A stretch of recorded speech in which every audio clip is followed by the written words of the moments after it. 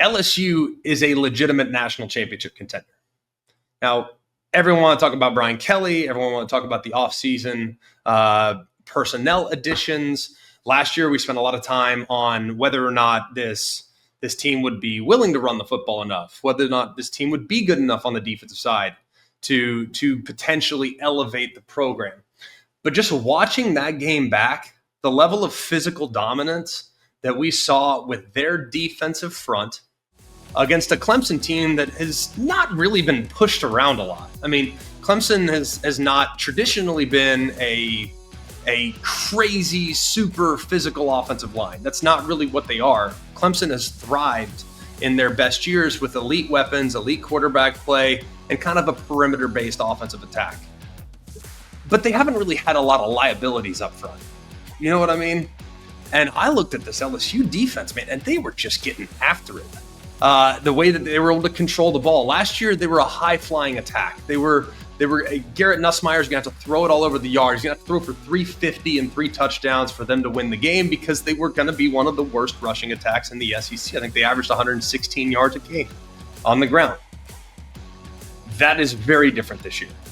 We saw more, I feel like, designed carries from Garrett Nussmeier in this game, whether it's zone read pulls or whatever.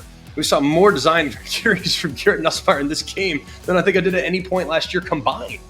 So I think what I appreciate most about what I saw from LSU was an intentional priority to create a little more balance offensively, to take some of the pressure off the passing game, take some of the pressure off the offensive line, and a concerted effort on defense to be super aggressive. If you look at how this game went, they blitzed Cade Klubnik on 56% of his dropbacks. Now, Cade Klubnik has never seen blitz numbers like that in his career, and he's now started a million games. So he's never seen anything quite like that before. And Blake Baker, the defensive coordinator, said, hey, we got athletes, we got dudes, we're going to heat you up. And it did not go well for Clemson as a result. The ability to not just be aggressive, but to stop the run en route to the passer, also really encouraging. To hold Clemson that low as far as their rushing output is pretty impressive as well. To think that they were able to hold Clemson to just 10 points was remarkable. That was Clemson's worst offensive output at home since 2010. The fact that they invested a tremendous amount of money in their defense this year really paid dividends in this game. I look at Nussmeier. He's still the straw that stirs the drink for this LSU team. Like, if they're going to go and win the whole thing, he's going to have to be really, really good.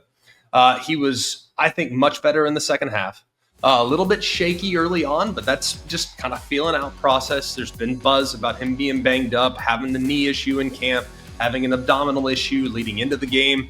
Didn't practice a ton this past week by all accounts. So maybe there was a little rust there, but he started to really get going. I thought some of the ball placement was excellent. I thought there were some really, really good moments for him as they move forward. So you take that combination, a physically disruptive defense with a veteran quarterback that can take over the game, that's a national championship winning recipe. I'm really optimistic about what I saw from the LSU Tigers. Now, on the other side, talk Clemson just for a half second. I think there's plenty to figure out. I think there's plenty to kind of address. I still think this team is a playoff team. I still think this team will play well and will get things ironed out, but they got to have more answers for pressure. They have to find balance offensively. If they can't run the football, that's going to be a problem. And we have wondered now for a little bit with their running back situation, the lack of depth at running back, the offensive line's inability to get a push. Is that going to be a problem when they're playing against some of the best teams in the ACC? And then when they get to the playoff, if they get to the playoff, will they be able to create balance against some of the best teams in the country? That's a legitimate question. So we will watch that one closely, but some things to figure out for Clemson. I think they'll be fine. But like I said, biggest takeaway here is that LSU is a legitimate national championship contender.